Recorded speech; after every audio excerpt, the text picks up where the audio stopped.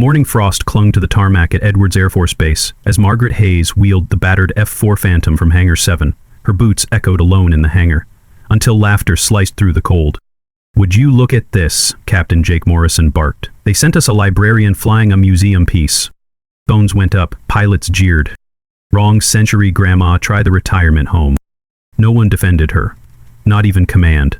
Margaret said nothing.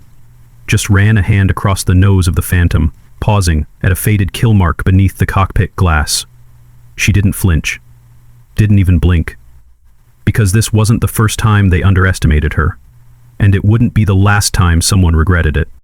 What would you have done in her place? Stood there and absorbed their venom? Or walked away with whatever dignity remained? Before you judge, wait until you learn what happened next. Perhaps your answer might surprise you. Margaret Hayes was the kind of woman you'd pass on the street without a second glance. 35 years old, medium height, brown hair always pulled back in a simple ponytail that spoke more of practicality than style. Her face bore no makeup, just the natural lines of someone who'd seen more sunrises than most. She wore her flight suit like it was borrowed, too loose in some places, too tight in others, devoid of the patches and insignia that decorated the other pilots like peacocks. For 5 years she'd worked in the technical library at Edwards, filing maintenance manuals and organizing ancient blueprints that nobody ever requested. Her life was a symphony of silence and routine. Every morning at 5:30 sharp, she'd run the perimeter road alone, her breath forming small clouds in the desert air. Lunch was always the same, a homemade sandwich eaten at her desk, while others gathered in the commissary to share stories and laughter. Evenings found her in a small trailer home on the outskirts of Lancaster, reading technical manuals by lamplight like some monk studying scripture. Her colleagues at the library whispered about her oddities. "Never seen her smile," they'd say, "always staring at the planes with this look, like she's seeing ghosts." Nancy, the head librarian, once caught her tracing her fingers along a photo of an F-22 Raptor in an old Aviation magazine, tears silently rolling down her cheeks. When asked if she was all right, Margaret had simply closed the magazine and returned to her filing. The mystery deepened when she registered for Operation Red Flag, the annual combat simulation exercise that attracted the best pilots from around the world. Colonel Williams, the base commander, had stared at her application in disbelief. "Ms. Hayes, this isn't some air show. These pilots train their entire careers for this. You haven't flown in, how long?" She hadn't answered, just stood there with that same distant look. "If you want to humiliate yourself, I won't stop you," he'd finally said, signing the approval with reluctance that bordered on pity. In her trailer that night, Margaret had pulled out a small wooden box from beneath her bed, running her fingers over its smooth surface before placing it unopened on her nightstand. Some doors, once closed, were meant to stay that way. 7 years ago, the name Margaret Hayes didn't exist. Back then, she was Dr. Margaret Chen Hayes, callsign Viper, the most gifted test pilot Lockheed Martin had ever employed. She graduated from MIT at 19, her doctoral thesis on advanced aerodynamics written by 24, breaking ground in ways that made veteran engineers shake their heads in amazement. The records she set weren't just impressive, they were thought impossible. 6 times she'd taken experimental aircraft into conditions that would have killed lesser pilots, bringing them back with data that revolutionized modern aviation. Her crown achievement was leading the development of a revolutionary electronic warfare system for the F-22 Raptor, technology so advanced it could have rendered enemy aircraft blind and helpless from hundreds of miles away. She worked 18-hour days, slept in the hangar, lived and breathed the project alongside her fiancé, Daniel Crawford, and her best friend, Sarah Mitchell. They called themselves the Trinity, 3 brilliant minds pushing the boundaries of what was possible in the sky. The betrayal came like lightning from a clear sky. Daniel had been siphoning her research for months, selling classified data to a Chinese aerospace firm for $50 million. But greed wasn't enough for him. He needed her gone to cover his tracks. During the final test flight, the system she'd designed suddenly went haywire. Sarah was in the backseat monitoring the electronics when the aircraft's computers were remotely hijacked. "Mag, something's wrong," were her last words, before the F-22 inverted and dove. Margaret fought the controls with everything she had, but whoever had hacked the system knew exactly how to counter her moves. She ejected at the last second, watching helplessly as the aircraft slammed into the desert floor, with Sarah still inside. The investigation that followed was swift and merciless. Investigators found falsified evidence pointing to Margaret as the saboteur, documents with her forged signature authorizing system modifications that caused the crash. Daniel had vanished like smoke, taking the money and leaving behind a trail of lies that destroyed her reputation overnight. The media feast was brutal. "Fallen Viper, How Greed Killed America's Top Gun," read the headlines. Her pilot's license was revoked, her security clearance stripped, her name became poison in aviation circles. The woman who'd once touched the edge of space was grounded forever, left with nothing but grief and the ghost of her best friend, asking why she couldn't save her. Day 1 of Operation Red Flag brought fresh humiliation dressed in military precision. In the briefing room, Jake Morrison held court among his F-35 squadron, his voice carrying deliberately over Margaret's head.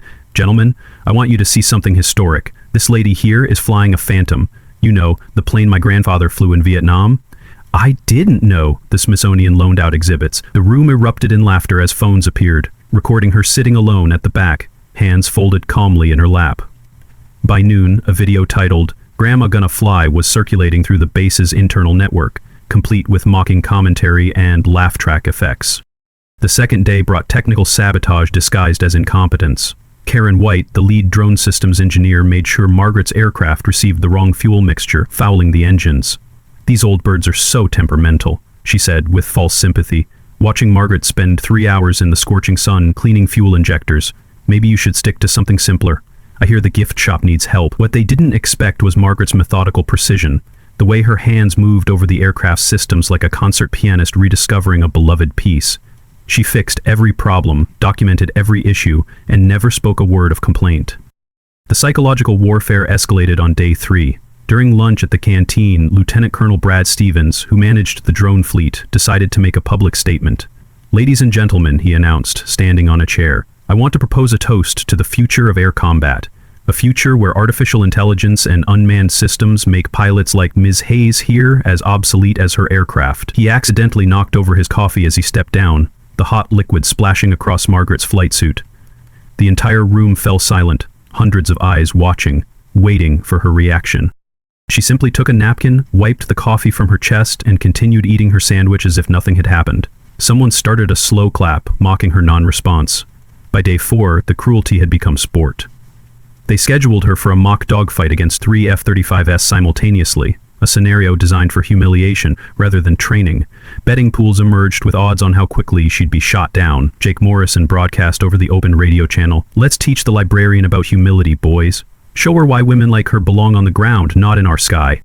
The night of the 4th day found Margaret alone in the darkened hangar, sitting in the cockpit of her battered Phantom. The silence wrapped around her like a burial shroud. She pulled out her resignation letter, already signed and dated, ready to slip it under Colonel Williams' door before dawn. This had been a mistake, a moment of foolish pride, thinking she could return to the sky that had taken everything from her. As she climbed down from the cockpit, something fell from her flight suit pocket, fluttering to the concrete floor like a wounded bird. It was an old photograph, creased and worn from years of handling. The image showed 2 women in flight gear standing before a gleaming F-22, arms around each other's shoulders, grins splitting their faces. On the back, in Sarah's handwriting, "Viper and Phoenix, queens of the sky forever." Margaret's hands trembled as she held the photo. She could almost hear Sarah's voice. That night before the fatal flight, when they'd sat on the hangar roof watching stars, "Mag, you know what I love about flying with you? You make the impossible look easy. One day you're going to show the world what we can really do up there." Margaret crumpled the resignation letter in her fist. She looked up through the hangar's open doors at the star-filled desert sky, the same sky that had once been her kingdom. "One more time, Sarah," she whispered to the darkness. "Just one more time." She tucked the photo back into her pocket, her hand lingering over her heart where she kept it. Tomorrow they would see what the Phantom could do when flown by someone who understood that aircraft weren't just machines. They were extensions of the soul, and hers had been sleeping for far too long. The betting pools, the mockery, the cruelty, none of it mattered anymore. She wasn't flying for them. She was flying for a ghost who believed in her when the rest of the world had written her off. In the morning, she would show them why legends never truly die. They just wait for the right moment to remind the world why they became legends in the first place. Operation Red Flag's main event dawned clear and brutal. The exercise was designed to simulate a deep penetration strike against heavily defended airspace, complete with surface-to-air missiles, enemy fighters, and electronic warfare systems. Margaret's ancient F-4 Phantom looked like a relic among the sleek 5th-generation fighters, its faded paint and weathered skin a stark contrast to their digital camouflage. The mission parameters were simple: penetrate the defensive screen, deliver ordnance on target, and return home. Except for the 5 F-35s, 3 F-22s, and integrated air defense system waiting to destroy anything that entered their kill box. As Margaret strapped into her ejection seat, she could hear the radio chatter from the other pilots. "Taking bets on how many seconds Grandma lasts?" Jake Morrison's voice crackled through the airwaves. "My money's on 30, maybe less." What happened next would be discussed in aviation circles for decades. Margaret didn't fly the Phantom, she danced with it. The old aircraft seemed to shed 50 years as she pushed the throttles forward, its twin engines screaming defiance at those who'd written it off. The first missile lock came within seconds of entering the combat zone. Margaret didn't flinch. She rolled inverted, dove toward the deck, and pulled 9 Gs in a climbing spiral that should have torn the wings off. The missile lost track, slamming harmlessly into the desert floor. "What the hell?" someone shouted over the radio. But she was just getting started. Using terrain masking techniques forgotten since Vietnam, she threaded between canyon walls at 500 knots, her wingtips inches from disaster. The F-35s tried to follow, but their pilots, trained on simulators and perfect conditions, couldn't match her intuitive understanding of actual air and actual danger. She knew something they didn't. Modern pilots flew computers that happened to have wings. She flew an aircraft that was part of her nervous system. When the F-22s tried to bracket her from above, she pulled a maneuver that wasn't in any manual. Using the Phantom's outdated radar as a decoy, she broadcast false returns while sliding into their blind spot. The stealth fighters, so confident in their invisibility, never saw her simulated missiles lock onto their engines. 7 minutes. That's all it took. 7 minutes to penetrate the most sophisticated air defense network in the world, deliver her payload on target, and egress without taking a single hit. The range officers checked their instruments twice, certain there had been a malfunction, but the data was clear. Margaret Hayes, flying a 50-year-old aircraft, had just set a course record that might never be broken. When she landed, the entire base had gathered on the flight line. The silence was deafening as she climbed down from the cockpit, removed her helmet, and stood before them with the same calm expression she'd worn through all their mockery.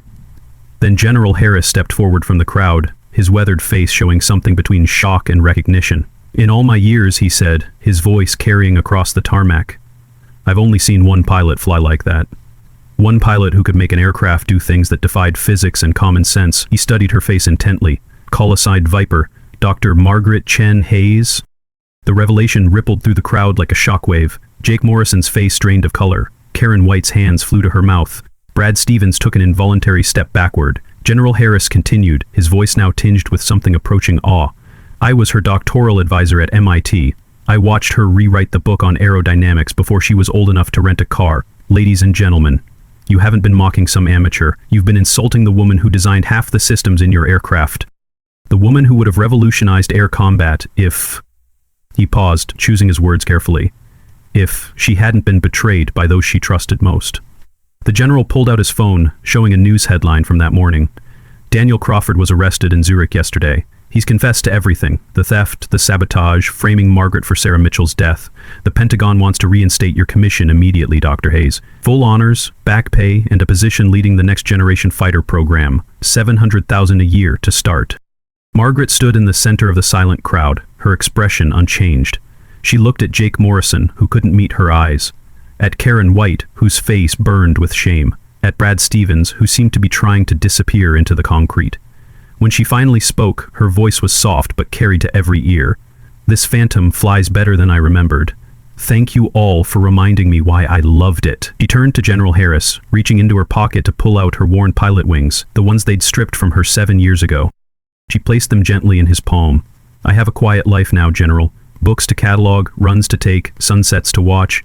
Give these to someone who needs them more than I do." She began walking toward the parking lot, the crowd parting before her like the Red Sea. "Dr. Hayes," the general called after her. "They destroyed your life. Don't you want justice?" She paused, not turning around. "Justice, General? They'll have to live with who they showed themselves to be today. That's justice enough." As she reached her old truck, Margaret left one final message with the duty officer, written on a piece of hangar stationery, for the Sarah Mitchell Memorial Foundation, to help young women learn to fly. It was accompanied by a check for exactly $50,000. The same amount she'd have earned if she'd accepted the Pentagon's offer for just 1 month. The sun was setting as Margaret drove off base for the last time, her pickup truck's radio crackling with news reports. In an extraordinary turn of events at Edwards Air Force Base, a mysterious female pilot flying a Vietnam-era aircraft has shattered long-standing records. Witnesses describe the flying as impossible and beyond human. The pilot's identity remains unknown as she left before. Margaret switched off the radio. rolling down the window to let the desert air wash over her face. In her rearview mirror, Edwards Air Force Base grew smaller and smaller until it was just another speck in the vast Mojave landscape. That night, in her trailer in Lancaster, Margaret carefully placed the photograph of her and Sarah back in its wooden box, alongside her old flight logs and a single Purple Heart, this one earned not in combat but in the war for her own soul. She'd proven what she needed to prove, not to them, but to herself. The sky would always be there, vast and infinite and forgiving. But she had found something more valuable than vindication or revenge. She had found peace. Somewhere in the star-filled darkness above, she liked to imagine Sarah was flying still, waiting for the day they'd share the sky again. But not yet. Not yet. Some battles aren't won with missiles or maneuvers. Some battles are won by walking away with your dignity intact, leaving your enemies to wrestle with their shame. Margaret Hayes had shown them greatness, then chosen obscurity. She had given them a glimpse of what they'd tried to destroy, then denied them the chance to atone. In the end, that was the perfect victory. The next morning, a young female airman named Jessica Chen found an envelope under her barracks door. Inside was a note in elegant handwriting. "They'll tell you that you don't belong in the sky. They'll try to clip your wings before you learn to soar. When that happens, remember, the sky doesn't care about their opinions. It only cares if you have the courage to claim it. Fly high, fly true. A friend." Attached was a check for $10,000 and a photograph of an F-4 Phantom silhouetted against a desert sunset. Jessica would go on to become the first female Thunderbird pilot, though she never learned who her mysterious benefactor was. She kept the photo on her desk throughout her career, a reminder that sometimes angels come disguised as ghosts, and the greatest victories are won not in combat, but in choosing who we become after the battle ends. Some battles are won not with power, but with dignity. Some victories are claimed not by destroying your enemies, but by refusing to become like them. If you were her, would you forgive, or would the taste of revenge be too sweet to resist? The answer, perhaps, says more about us than we'd like to admit. Rotary Claude can make mistakes. Please double-check responses. Research Beta Opus 4.